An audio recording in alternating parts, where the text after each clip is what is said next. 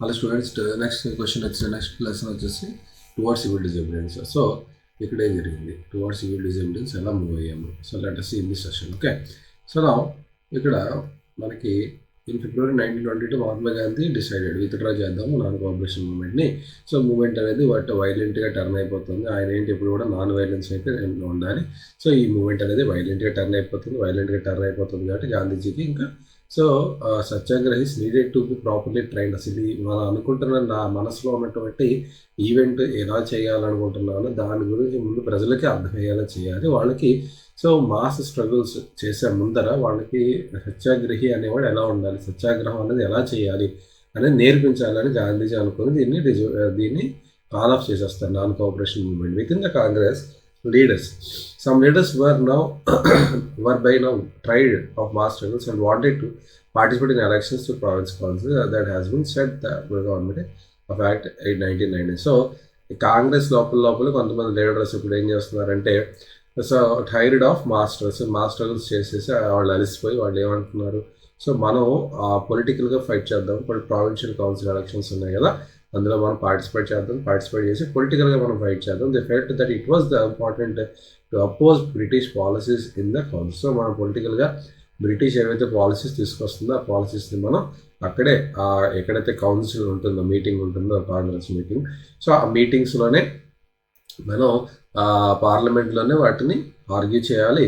మరి important oppose British and also demonstrate that these councils were not truly democratic. So అక్కడే demonstrate చేయాలి ఇవి councils అనేవి డెమోక్రటిక్గా లేవు, అందరికీ సమానమైనటువంటి అవకాశం కల్పించట్లేదని అక్కడే డెమాన్స్ట్రేట్ చేయాలి ఆ కౌన్సిల్స్లోనే అని వీళ్ళు అనుకుంటున్నారు. CR Das and Motilal Nehru formed a Swaraj party with in the Congress to argue for return to council war. So CR Das Motilal Nehru ఇద్దరు కూడా స్వరాజ్ పార్టీని స్థాపించారు. With in the Congress party స్థాపించి వాళ్ళు కౌన్సిల్ పాలిటిక్స్లో ఫైట్ చేయడం. But younger leaders like Jawaharlal Nehru, Subhash Chandra Bose pressed for more radical mass agitation. So Jawaharlal Nehru Subhash Chandra Bose మాత్రం ఎలా అనుకున్నారంటే సో ఇట్లా కాదు, మనం రాడికల్గా నాన్ వైలెన్స్ కాదు, సో గట్టిగానే చేయాలి, వైలెన్స్ ఉన్నా కూడా పర్లేదు కానీ మాస్ యాజిటేషన్స్ చేయాలి ఫర్ ఫుల్ ఇండిపెండెన్స్ అని వీళ్ళు నమ్ముతున్నారు. So in such situation of internal debate and decision, two factors again shaped Indian politics towards the late 1900s. So ఈ రెండు రకాల వాదనలు అనేవి సో 1920 తర్వాత పొలిటికల్ షేప్స్ అనేవి ఎట్లా మారిందని చూద్దాం. First was the effect of the world wide economic depression. So ఒకటోది ఏంటంటే ఏం జరుగుతుందంటే అదే టైంలో వరల్డ్ వైడ్గా ఎకనామిక్ డిప్రెషన్ అనేది వస్తుంది, అంటే ఎకనామికల్గా చాలా క్రైసిస్ అనేది వస్తుంది అనమాట. Agricultural prices began to fall from 1926 and collapsed after 19. So agricultural prices అంటే ఏదైతే అగ్రికల్చరల్ ప్రొడక్ట్స్ అనేవి గ్రో అవుతాయి కదా వాటి యొక్క ప్రైసెస్ అనేవి చాలా తగ్గిపోయాయి. అండ్ 1930 తర్వాత చాలా తగ్గిపోయి as the demand for the agricultural goods fell and exports decline. So agricultural products యొక్క డిమాండ్ తగ్గిపోయింది ఫారిన్ కంట్రీస్లో, దాని ఎక్స్పోర్ట్స్ అనేవి చాలా తగ్గిపోయాయి. సో దానివల్ల peasants found it difficult to sell their harvest. So peasants ఎవడు కొనేవాడే లేడనమాట. సో కొనేవాడు లేకపోవడం వల్ల వాళ్ళు పే చేయాల్సిన ట్యాక్సెస్ కూడా పే చేయలేకపోయారు. By 1930 the country side was in turmoil. So వాళ్ళు చాలా బాధలో, వాళ్ళు చాలా ఇబ్బందులు ఫేస్ చేస్తున్న కండిషన్లో ఉన్నారు అనమాట 1930లో. So against the background the new Tory government in Britain constituted statutory commission under Sir John Simon. ఇదే టైంలో బ్రిటిష్ గవర్నమెంట్ ఏం చేస్తుందంటే సర్ జాన్ సైమన్ అని హెడ్గా పెడుతూ సో ఒక కమిషన్ని సెటప్ చేస్తుంది in response to the nationalist movement. అంటే ఇండియాలో జరుగుతున్నటువంటి నేషనలిస్ట్ మూమెంట్ని డీల్ చేయడానికి, ఈ నేషనలిస్ట్ మూమెంట్ని డీల్ చేయడానికి వీళ్ళు ఏం చేశారు, సర్ జాన్ సైమన్ని ఇండియాకి పంపించారు. ఆయనతో పాటు కొన్ని గ్రూప్ ఆఫ్ పీపుల్ని ఒక కమిషన్ లాగా తయారు చేసి సైమన్ కమిషన్ని పంపించారు ఇండియాకి. అయితే into the function of the constitution, అసలు ఇండియన్ కాన్స్టిట్యూషన్ సిస్టంలో ఏంటి ప్రాబ్లమ్స్ ఉన్నాయి, ఎందుకు ఇన్నిసార్లు వీళ్ళు గొడవ పెడుతున్నారు, సో ఏమైనా చేంజెస్ ఉంటే సజెస్ట్ చేయండి అని చెప్పి జాన్ సైమన్కి అప్పచెప్పారు ఆ బాధ్యతలు. The problem was that the commission did not have a single Indian member. So ఏం ఖరం అంటే ఈ కమిషన్ అయితే ఫామ్ చేసింది బ్రిటిష్ గవర్నమెంట్, కానీ ప్రాబ్లం ఫేస్ చేస్తుంది ఎవరండి, ఇండియన్స్. కానీ ఆ కమిషన్లో ఒక ఇండియన్ మెంబర్ కూడా లేడు. They were all British. So now when the Simon Commission arrived in India in 1928.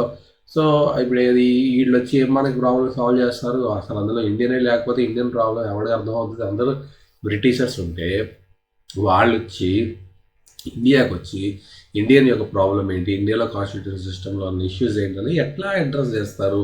So అది Simon commission arrived in India. అందుకే మన ఇండియన్స్ ఏం చేశారు, go back Simon, go back Simon అనే స్లోగన్స్ ఇస్తూ వాళ్ళకి యాంటీగా మన వాళ్ళు ఎయిర్పోర్ట్ దగ్గర నుంచి అరుస్తూ మొదలు. All parties including the Congress and the Muslim League participated in the demonstration. So అన్ని పార్టీస్, కాంగ్రెస్, ముస్లిం లీగ్ అందరూ కూడా so go back Simon, go back Simon అరుస్తూ వాళ్ళ యొక్క నిరసనని తెలియజేశారు. In the effort to win them over the victory, Lord Irwin announced in 1929 a vague offer. So ఈ గోల్ తట్టుకోలేక వీళ్ళు ఏం చేశారు, ఒక వేగ్ ఆఫర్ అంటే అర్థం పర్థం లేనటువంటి ఒక వేగ్ ఆఫర్ని 1929 అక్టోబర్లో వీళ్ళు అనౌన్స్ చేశారు. ఏంటంటే dominion status for India in an unspecified future.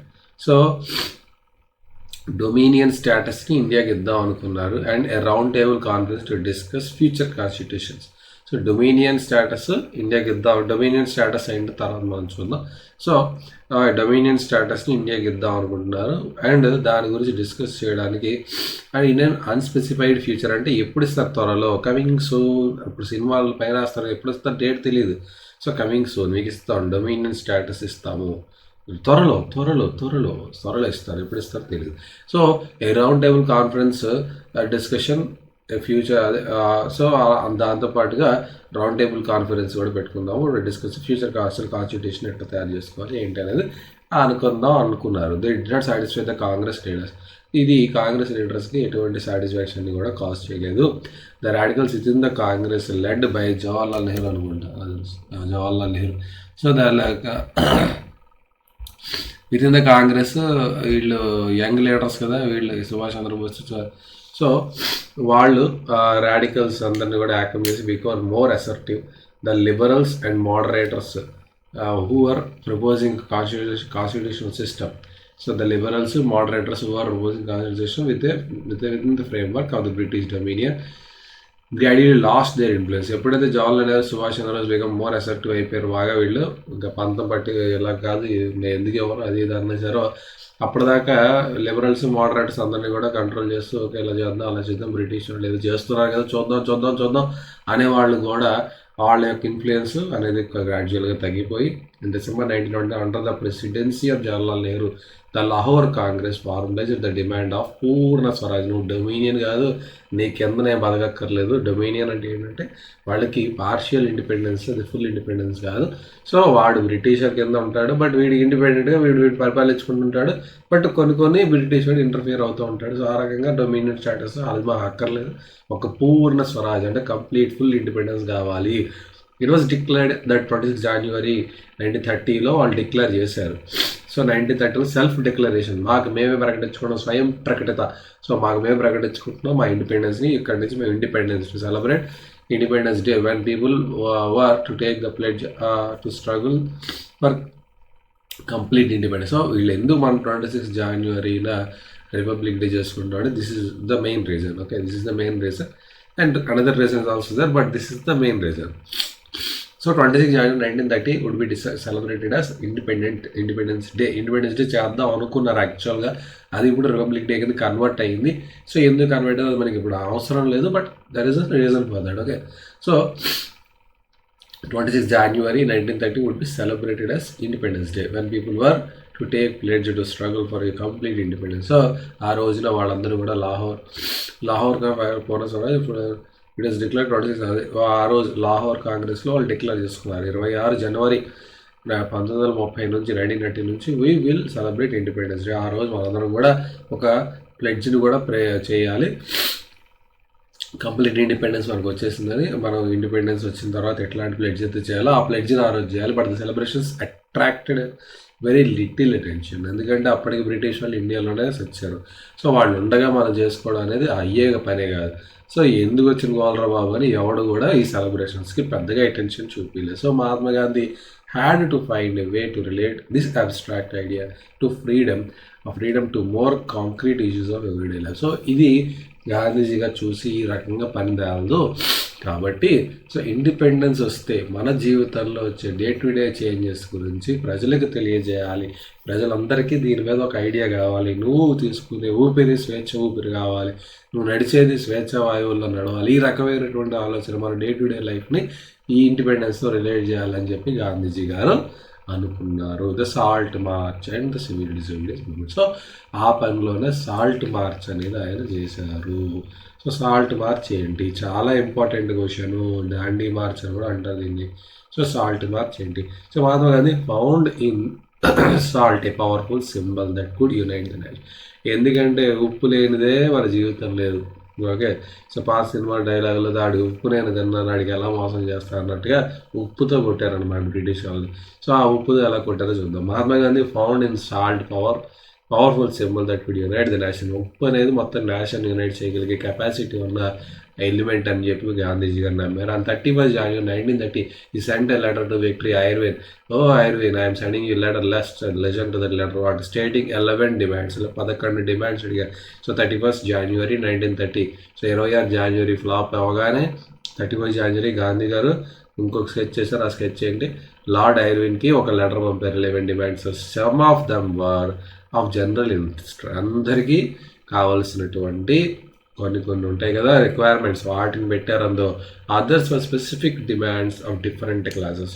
మిగతా ఏంటి, ఒక క్లాస్కి మాత్రమే ఒక ఇది ఎకనామిక్ ఫర్ బిజినెస్ క్లాస్కి లేదా పీసెంట్స్కి, ఆ రకంగా వాళ్ళకి కావాల్సిన డిమాండ్స్ మిగతా స్పెసిఫిక్ క్లాస్కి ఉన్న డిమాండ్స్ని మిగతా పెట్టి okay demands wide for industrialist and page చెప్పాను కదా, ఫ్రమ్ ఇండస్ట్రియలిస్ట్ నుంచి పీజెంట్స్ దాకా ఉన్న డిమాండ్స్ స్పెసిఫిక్ డిమాండ్స్ని పెట్టారు. The idea was to make the demands wide ranging so that all the classes with in the Indian society could identify that with them. So ఆయన ఏం చేశారు, ఈ 11 డిమాండ్స్ అడగడం ద్వారా అందరినీ ఒక గొడుగులోకి తీసుకొచ్చారు. ఈ డిమాండ్స్ అన్నీ కూడా ఫుల్ఫిల్ చేయాలని చెప్పి.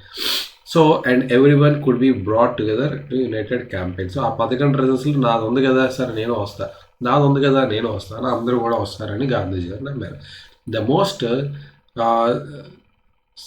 Stirring of all was the demand to abolish salt tax. అన్నింటిలో కల్లా చాలా ఎక్కువగా స్ట్రాంగ్ డిమాండ్ అందులో ఉన్నది ఏంటంటే సాల్ట్ ట్యాక్స్ని అబాలిష్ చెయ్యాలి. Salt was something considered by rich and the poor alike. So ఇక్కడ సాల్ట్ ఏంటి, ధనవంతుడైనా పేదవాడైనా సమానంగానే వాడతాడు. It was one of the most essential items of food.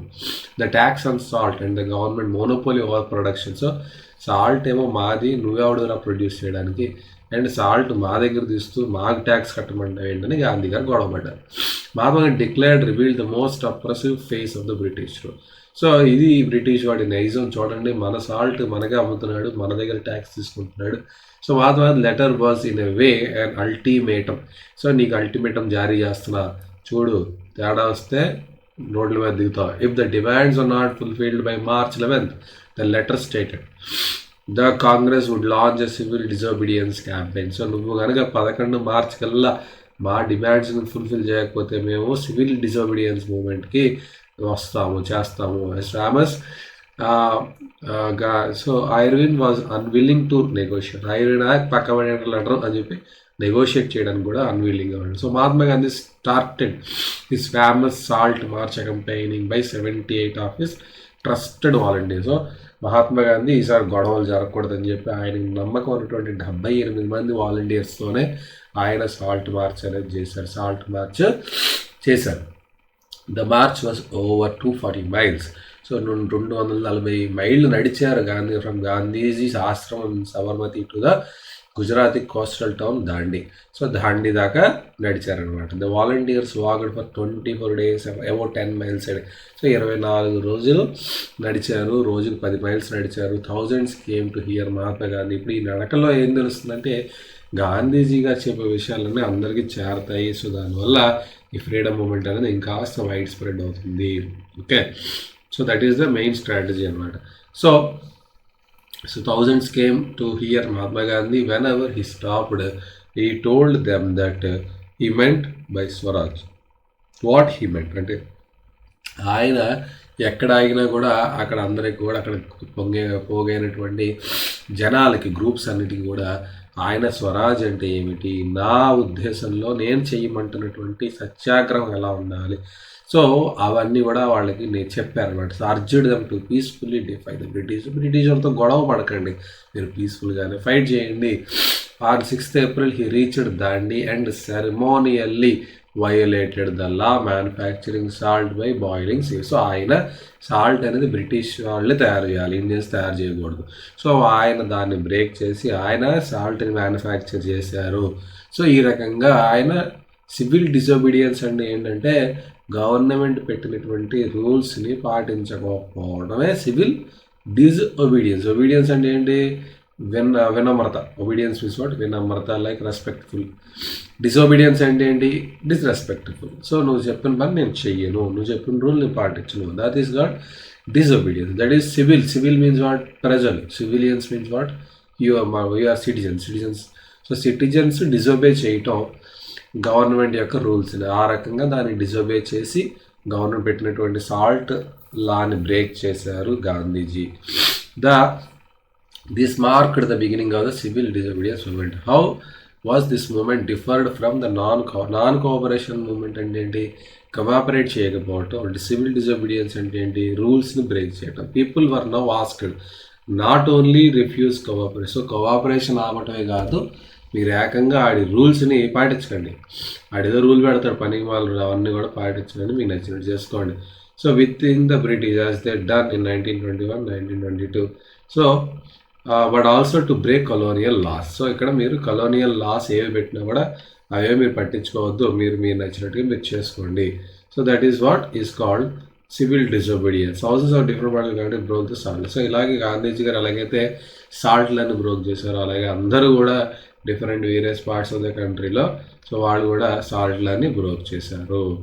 Okay, so in front of the government salt factories. So government run చేస్తున్న salt factories దగ్గరే వీళ్ళు కూడా manufacturing. The movement spread, foreign cloth was boycotted, liquor shop. మళ్ళీ అదే కదా, మళ్ళీ ఎప్పుడు జరిగినా foreign cloth boycott, liquor shops picketed. ఈ మొక్కలు ఎక్కడ రాసుకోండి పర్లేదు. సో ప్రతి క్వశ్చన్లో రాసు. Peasants refuse to pay revenue. Peasants వీళ్ళకి అవకాశం కావాలి, వీళ్ళకి ఎప్పుడెప్పుడు రెవెన్యూస్ మానేద్దామా అని చూస్తారు. సో పీజెంట్స్ రిఫ్యూజ్, నేను పే చేయను taxes. Chowkidar taxes, go to hell, నేను పే చేయను. Village officials resigned. విలేజ్లో హెడ్స్ ఉంటారు కదా, గవర్నమెంట్ తరఫున పనిచేసే వాళ్ళందరూ కూడా రిజైన్. ఎందుకంటే వీళ్ళకి ఇప్పుడు వీళ్ళకి కలెక్ట్ చేయాలి ట్యాక్సెస్ వెళ్ళి. నేను వెళ్తే నన్ను అక్కడ కొడతారా బాబు, నేనే రిజైన్ చేసి పడేస్తాను, నాకు ఏ గవర్నమెంట్ ఉండదని చెప్పి వాళ్ళు కూడా రిజైన్ చేసేసి. And in many places forest people violated ఫారెస్ట్లో, రిజర్వ్ ఫారెస్ట్లో రానివ్వరు కదా వెళ్ళని. సో వాళ్ళ క్యాటిల్ని గేజ్ చేసుకోవడానికి హాయిగా వెళ్ళిపోయి లోపల రిజర్వ్ ఫారెస్ట్లో వాళ్ళ క్యాటిల్ని గేజ్ చేయించడం, అలాగే అక్కడ నుంచి వుడ్ కలెక్ట్ చేసుకోవటం. So worried by the development the colonial government began arresting the Congress leaders. So వీళ్ళు ఏది చేసినా వీళ్ళు వెంటనే ఏం చేస్తారు, అరెస్టులు చేస్తారు. సో కాంగ్రెస్ వాళ్ళని అరెస్ట్ చేసి పడేశారు వన్ బై వన్ ఒక్కొక్కరిని. This led to violent clashes. ఎక్కడ అంత నాన్ వైలెన్స్ వెళ్ళగలదు, ఎక్కడో చోట ఏదో గొడవ జరుగుతుంది. This led to violent clashes in many places. So while Abdul Ghaffar Khan, a devout disciple of Mahatma Gandhi was arrested in April 1930. ఏప్రిల్లో ఈ డేట్స్ అన్నీ కూడా చాలా ఇంపార్టెంట్, స్పెల్లింగ్స్ చాలా ఇంపార్టెంట్, ప్రతి స్పెల్లింగ్ని ప్రాక్టీస్ చేయండి, డేట్స్ ఒక టైం లైన్లో రాసుకోండి ప్రతి పారాగ్రాఫ్లో, అర్థమవుతుందా. సో గాంధీజీ వాజ్ గాంధీ గారి డిసిపుల్ ఎవరైతే అబ్దుల్ జాఫర్ ఖాన్ ఉన్నారో ఆయన్ని 1930లో ఏప్రిల్లో అరెస్ట్ చేయడం వల్ల వాళ్ళ వెనకాల ఫాలోవర్స్ ఉంటారు కదా, crowds, angry crowds demonstrated in the streets of Peshawar facing armoured cars and police firing. So వీళ్ళందరూ కూడా పోలీస్ ఫైరింగ్ని ఫేస్ చేశారు. మెనీ వర్ కిల్డ్, చాలామంది చనిపోయారు. A month later when Mahatma Gandhi himself was arrested, industrial workers in Sholapur attacked police. ఎప్పుడైతే మహాత్మా గాంధీని arrest చేసేసరికి ఇలా చాలా కోపం వచ్చేసి సో షోలాపూర్లో ఉన్నటువంటి వర్కర్స్ ఎవరైతే వాళ్ళు పోలీస్ పోస్ట్ని, మున్సిపల్ బిల్డింగ్స్ని, లాకౌట్స్ని అన్నిటిని కూడా వాళ్ళన్నీ కూడా all structures that symbolized British rule వాటన్నిటిని కూడా డ్యామేజ్ చేశారు. Okay, so a frightened movement, a frightened government,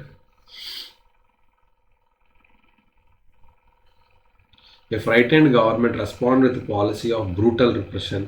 so ఈ భయపడింది, గవర్నమెంట్ భయపడి ఏం చేసింది, ఒక బ్రూటల్ రిప్రెషన్ అనేది ఒక చాలా చాలా క్రూయల్గా దీన్ని తొక్కుపడేసింది అనమాట.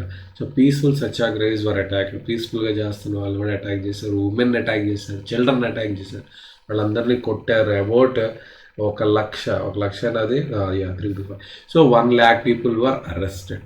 ఈ such a situation Mahatma Gandhi once again decided to call up, చాలు ఇంకెంతకన్నా నష్టం నేను భరించలేను, so we need to call off this moment again and entered into a pact with Irwin. So ఐర్విన్తో ఒక ప్యాక్ట్ అంటే ఒక ఒప్పందానికి ఈయన ఎంటర్ అయ్యారు March 5th, 1931. By this Gandhi Irwin pact Gandhiji consented to participate in the round table. So Gandhiji ఫైనల్గా సరే నేను రౌండ్ టేబుల్ కాన్ఫరెన్స్కి వస్తాను, సో మనం మాట్లాడుకుందాం. So the Congress had boycotted the first round table కాన్ఫరెన్స్కి వెళ్ళలేదు. యాక్చువల్గా boycotted the first round table. కాంగ్రెస్కి ఇష్టం లేదు, సో మీరు మళ్ళీ వెళ్ళి ఆడితే డిస్కషన్స్ ఏంటంటే కాంగ్రెస్కి ఇష్టం లేదు, బాయ్కట్ చేశారు in London. And the government agreed to release the political prisoners. మీరు రిలీజ్ చేస్తే మేము వస్తామంటే ఓకే మొత్తం మీద.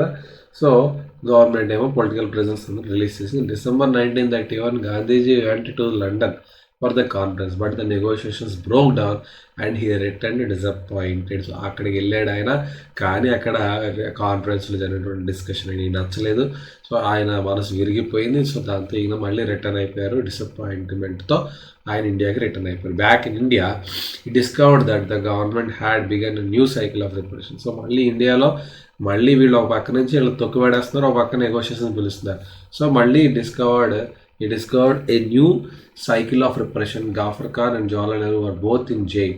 వాళ్ళిద్దరిని కూడా జైల్లో పెడితే Congress had been declared illegal. కాంగ్రెస్నే ఇది వీళ్ళు అందరూ కూడా టెర్రరిస్టులు లేదా నక్సలైట్స్ అని వాళ్ళు illegal.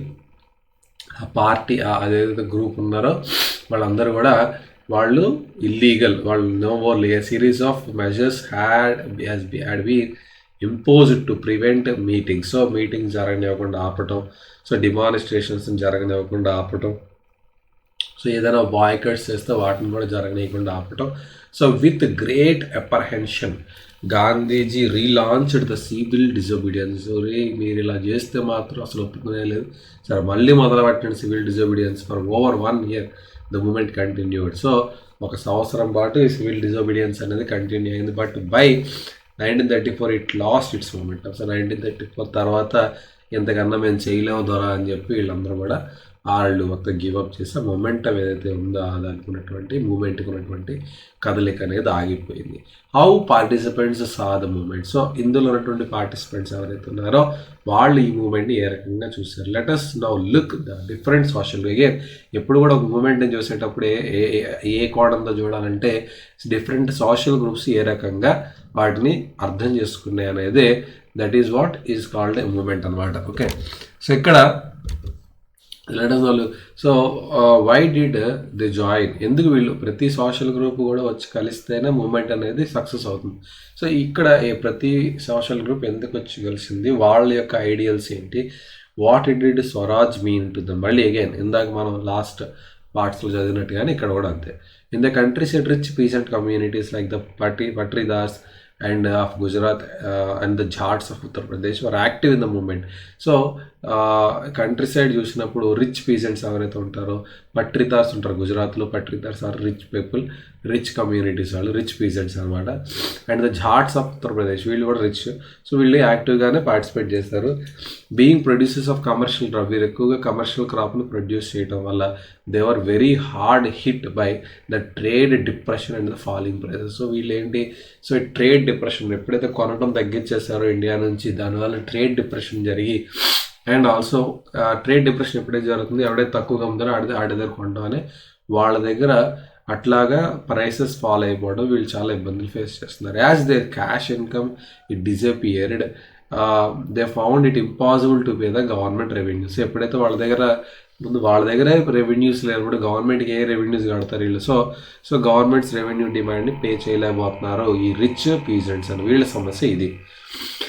And the refusal of the government reduce to revenue demand led to wide spread resentment. So వీళ్ళు అడుగుతున్నారు, బాబు మాకు చాలా నష్టాలు ఉన్నాయి, మాకు తగ్గించండి ట్యాక్సెస్ అని అడుగుతున్నారు, కానీ గవర్నమెంట్ రిఫ్యూజ్ చేస్తుంది. ఇది వీళ్ళ యొక్క సమస్య. సో దీనివల్ల వీళ్ళు ఇబ్బంది పడుతున్నారు. సో దీని నుంచి వీళ్ళకి విముక్తి కావాలి. So the rich peasants became enthusiastic supporters of civil. వీళ్ళు ట్యాక్స్ కట్టకపోవడం ఇలా కావాలి. కట్టకూడదంటే ఏం చేయాలి? వీళ్ళు సివిల్ డిజోబీడియన్స్ మూవ్మెంట్లో పార్టిసిపేట్ చేయాలి. సో ఈ రకంగా rich peasants became enthusiastic supporters of the civil disobedience movement, organising their communities.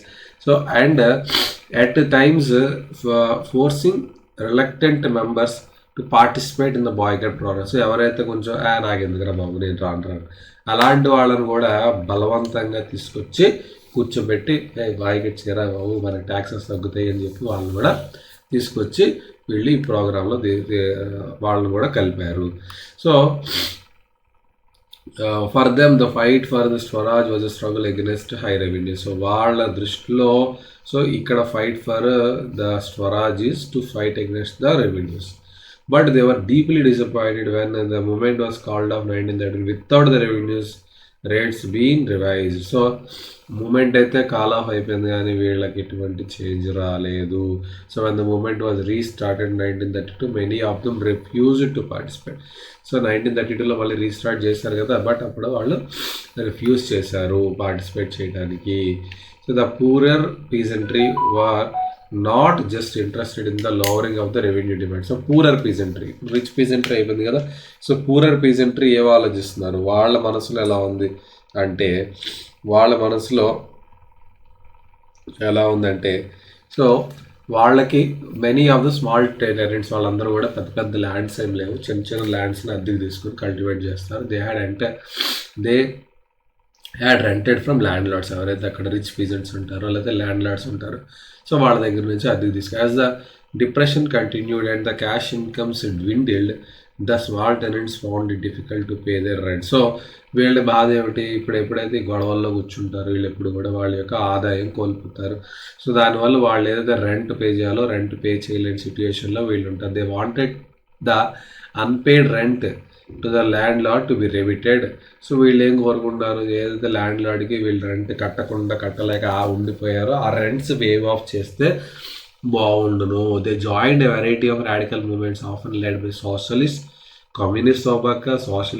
వీళ్ళు ఎందుకు సోషలిస్ట్ కమ్యూనిస్ట్కి అట్రాక్ట్ అవుతారంటే వాళ్ళు ఈ ల్యాండ్ లార్డ్స్కి ఎగ్నెస్ట్గా ఫైట్ చేస్తారు. సో సోషలిస్ట్ కానీ కమ్యూనిస్ట్ కానీ వీళ్ళందరూ కూడా వీళ్ళ యొక్క main communism socialism all about against landlord systems. Okay, కాబట్టి ఆబ్వియస్గా ఈ పూర్ పీపుల్ ఎప్పుడు కూడా కమ్యూనలిజంకి సోషలిజంకి ఎక్కువగా అట్రాక్ట్ అవుతారు. So apprehending rising that might upset the rich peasants and lords. So ఇప్పుడు ఈ వీళ్ళు చేసే గొడవ వాళ్ళకి నచ్చదు. సో వీళ్ళు ట్రెండ్స్ ఎవరికి కడతారు, ల్యాండ్ లార్డ్స్కి కడతారు, రిచ్ పీజెంట్స్కి కడతారు. సో ఇప్పుడు వీళ్ళకి ఏం కావాలి, సో ఆ రెంట్ ఉండకూడదు, నో రెంట్ ఉండాలి. సో దీనికి ల్యాండ్ లార్డ్స్ పీజెంట్స్ ఎందుకు సపోర్ట్ చేస్తారు. So Congress was unwilling to support no rent campaign in most place. So Congress కూడా దానికి ఎగ్నెస్ట్గా ఉంది. So the relationship between the poor peasants in the Congress remained uncertain. ఇప్పుడు నువ్వు నా కోసం ఫైట్ చేయను, నేను నీ కోసం ఎందుకు ఫైట్ చేయాలి. అందుకోసం ఈ పూర్ పీజెంట్స్ కాంగ్రెస్ లాంచ్ చేసినటువంటి ఈ క్యాంపెయిన్కి పెద్దగా రియాక్ట్ అయ్యేవారు కాదు. ఆ ఇద్దరి మధ్య రిలేషన్షిప్ అనేది కొంచెం అన్సర్టైన్గా ఉండేది. వీళ్ళు ఎక్కువగా సోషలిస్ట్ అండ్ కమ్యూనిస్ట్ మూమెంట్స్కి ఎక్కువగా వీళ్ళు జాయిన్ అయ్యేవారు. ఓకే, ఎందుకంటే వాళ్ళే వీళ్ళ ప్రాబ్లమ్స్ని అడ్రస్ చేస్తున్నారు కాబట్టి వాళ్ళకే వీళ్ళు సపోర్ట్ చేసేవారు. Next about the business, what about the business class ఏం చేశారు. How did the relate to civil disobedience. During the first world war Indian merchants and industries had been huge profits and became the powerful. So వీళ్ళు during the first world war టైంలో వీళ్ళు బాగా industrialisation జరుగుతున్నప్పుడు so దానివల్ల వీళ్ళు ఆబ్వియస్గా కొంచెం huge profits అనేవి ఎర్న్ చేస్తారు. Keen on expanding the business. They are now reacted against colonial policies that restricted business activity. So colonial policies ఎలా ఉంటాయంటే ఇక్కడ చాలా ఇంపార్టెంట్ పాయింట్స్ ఉంటాయి, జాగ్రత్తగా వినండి. సో ఇక్కడ కలోనియల్ పాలసీస్ కొన్ని ప్రిపేర్ చేస్తారంటే ఇక్కడ ఇండస్ట్రీస్ గ్రో అవ్వకుండా బ్రిటిష్లో ఉన్నటువంటి యూకేలో ఉన్నటువంటి ఇండస్ట్రీస్ గ్రో అవడానికి వాళ్ళు కొన్ని పాలసీస్ తీసుకొచ్చేవారు. అవన్నీ కూడా ఇక్కడ ఉన్నటువంటి బిజినెస్ యాక్టివిస్ట్కి ఇక్కడ ఉన్న బిజినెస్ యాక్టివిటీస్ని రిస్ట్రిక్ట్ చేయడం అట్లా చేసేవారు బ్రిటిషర్స్. కాబట్టి ఆబ్వియస్గా వీళ్ళకి బ్రిటిష్ గవర్నమెంట్ ఉండకూడదు. They wanted protection against imports of foreign goods. So ఇప్పుడు వీడు ఇక్కడ పెడుతున్నాడు, తయారు చేస్తున్నాడు కష్టపడి ఇండియాలో.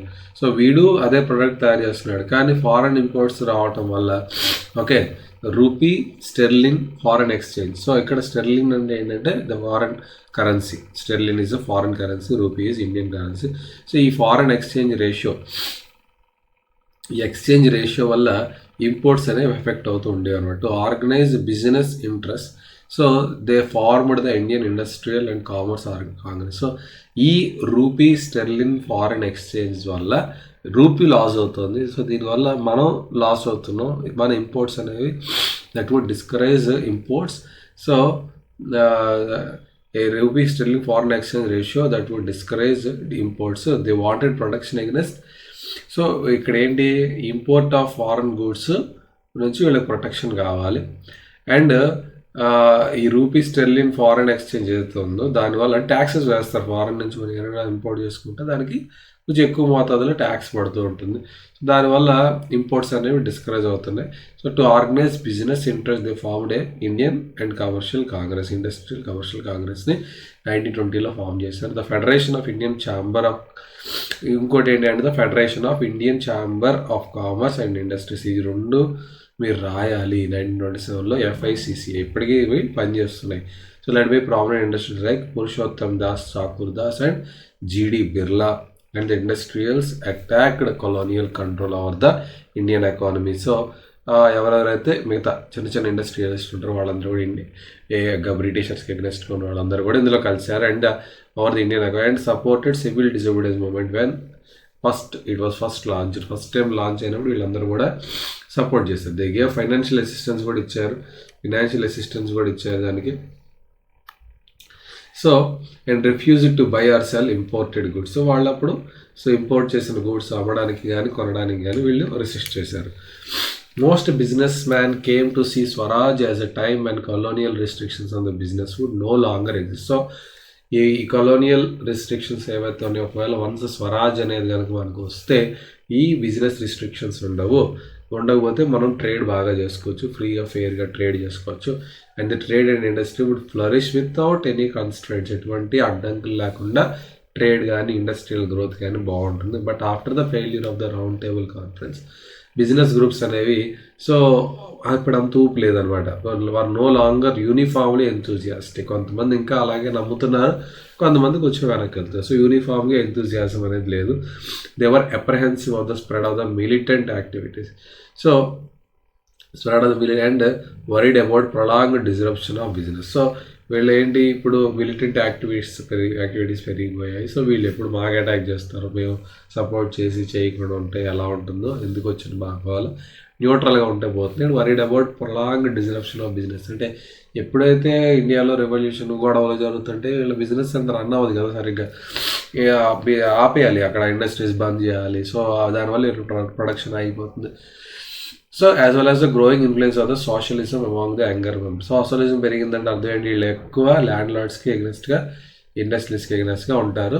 సో దానివల్ల ఈ సోషలిజం గ్రో అవుతుంది. కాంగ్రెస్కి మనం ఫండింగ్ చేస్తుంటే కాంగ్రెస్లో ఇంటర్నల్గా యంగర్ మెంబర్స్ అందరూ కూడా సోషలిజం వైపు ఇన్ఫ్లుయెన్స్ అవుతున్నారు. ఇది మళ్ళీ మనకి ఇబ్బంది పెట్టేలా ఉంది. సో ఎందుకు వచ్చిన గోలరావు మనది కాంగ్రెస్కి అసలు సపోర్ట్ చేయడం మానేస్తే బాగుంటుంది కదా అని వాళ్ళు ఆలోచిస్తున్నారు అనమాట. The industrial working class did not participate in the civil disobedience movement in large numbers except in Nagpur. So ఎందుకంటే ఇండస్ట్రియల్ వర్కర్స్ అంటే ఇప్పుడు ఇండస్ట్రియల్ ఓనర్స్ ఏమో సివిల్ డిజోబీడియన్స్కి బాగా సపోర్ట్ చేస్తారు స్టార్టింగ్లో, కానీ వర్కింగ్ క్లాస్ చేయలేదన్నారు. సో నాగ్పూర్ తప్ప మిగతా రీజియన్లో వీళ్ళు చేయలేదు అని. ఎందుకంటే ఎప్పుడైనా నీ బాస్ నీకు నచ్చుతాడా, నచ్చడు. 99% నచ్చడు, ఎవడికి నచ్చడు. సో నీ ఓనర్ నీకు నచ్చడు, ఎందుకంటే ఆ డబ్బు సంపాదిస్తూ ఉంటాడు, నీ కష్టాన్ని వాడు దోచుకుంటూ ఉంటాడు.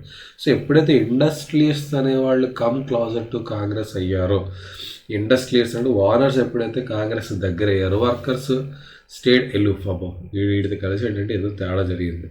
మనం ఇప్పుడు కానీ సపోర్ట్ చేసాము, ఆడికి నచ్చినట్టు ఆడు చేసుకుని మన దోలు తీర్చేస్తాడు. ఎందుకురా బాబు అని చెప్పి వర్కర్స్ అనే వాళ్ళు మాత్రం దూరంగానే ఉన్నారు. But in spite of that some workers did participate in civil disobedience movement. So కొన్ని చోట్ల మాత్రం వర్కర్స్ కూడా పోరాడారు selectively adapting some of the ideas. అంటే వాళ్ళకి కొన్ని రిలేట్ అయ్యే ఐడియాస్ కోసం వాళ్ళు పోరాడారు. So like boycott of foreign goods as part of their own movements against low wages. So వాళ్ళకి తక్కువ ఇస్తున్న వేజెస్ తక్కువ ఇస్తున్నారని, సో వర్కింగ్ కండిషన్స్ బాగాలేవని వాటి కోసం వాళ్ళు ఫైట్ చేశారు. There were strikes by railway workers in 1930. So 1930లో రైల్వే వర్కర్స్ కూడా స్ట్రైక్ చేసేవారు. డాక్ వర్కర్స్ హార్బర్స్లో పనిచేసే వాళ్ళు 1932లో స్ట్రైక్ చేశారు.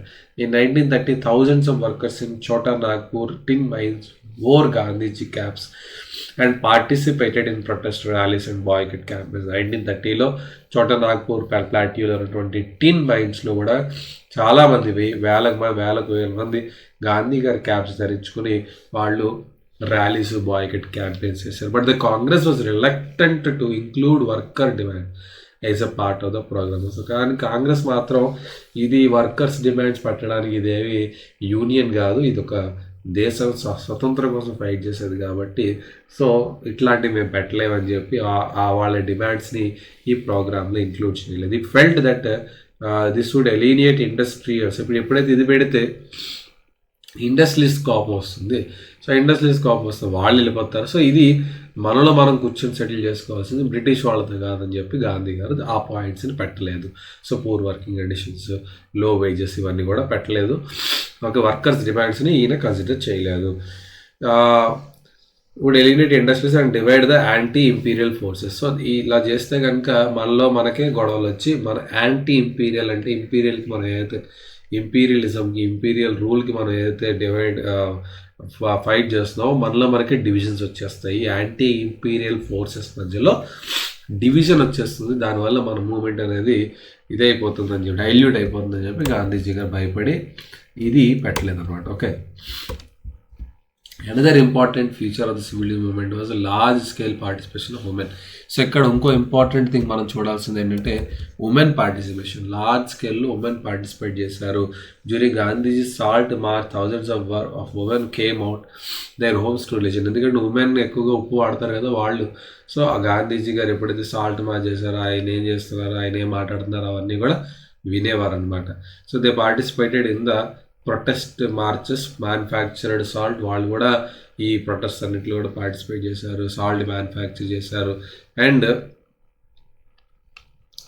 And picketed foreign cloth and liquors. వీళ్ళు కూడా సేమ్ మగవాళ్ళలాగే ఫారెన్ క్లాత్స్ని లెక్కర్ షాప్స్ని పికెటింగ్ చేశారు.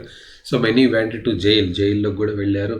In urban areas these women were of high caste families. Urban ఏరియాస్లో పెద్ద పెద్ద క్యాస్ట్ అంటే అప్పట్లో సొసైటీలో హై క్యాస్ట్ అంటే బ్రాహ్మిన్స్ కావచ్చు, క్షత్రియాస్ కావచ్చు, వాళ్ళ క్యాస్ట్ ఫ్యామిలీ ఉమెన్ కూడా బయటకు వచ్చి ఫైట్ చేశారు. రూరల్ ఏరియాస్లో they came from rich peasant house.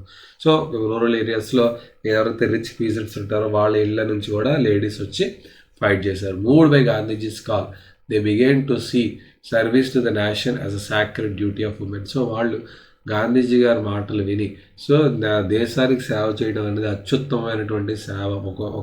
ఒక స్త్రీ చేసేటటువంటి సాక్రెడ్ అంటే ఏంటి, వెరీ వాట్ ఈస్ దట్ పవిత్రమైనటువంటి బాధ్యత, duty.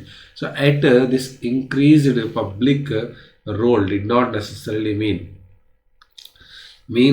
any radical change in the way of the position of women was visualized. So yet అయితే ఇప్పటికీ అయినప్పటికీ కూడా దాని ఇంక్రీజ్డ్ పబ్లిక్ రోల్ ఇంత వీళ్ళు చేసినప్పటికీ కూడా not necessarily any radical change వాళ్ళ జీవితాల్లో అయితే అంటే ఉమెన్ లైఫ్లో అయితే సో వాళ్ళు ఊహించుకున్నటువంటి విజువలైజ్ చేసుకున్నటువంటి పొజిషన్ అయితే కనుక రాలేదు.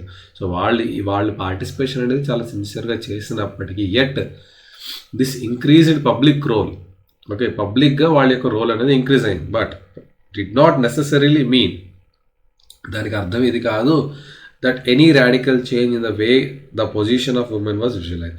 సో వాళ్ళ పొజిషన్ ఆఫ్ ఉమెన్ ఏదైతే ఉందో అది వాళ్ళు ఊహించుకుంటున్నారో ఆ పొజిషన్లో అయితే ఇటువంటి మార్పు రాలేదు. Okay, Gandhiji was convinced that it was the duty of the women to look after home and health, be good mothers and good wives. So Gandhiji గారు ఎట్లా నమ్మేవారంటే ఉమెన్ యొక్క డ్యూటీ ఏంటంటే ఇల్లుని చూసుకోవాలి, ఇంట్లో ఉన్నటువంటి జనాల్ని, అండ్ బీ గుడ్ మదర్స్, మంచి తల్లులుగా ఉండాలి, మంచి భార్యలుగా ఉండాలి. And for a long time Congress was reluctant to allow women to hold any position. చాలా ఏళ్ళ వరకు ఉమెన్కి ఎటువంటి కీ పొజిషన్స్ కూడా ఇచ్చేవారు కాదు.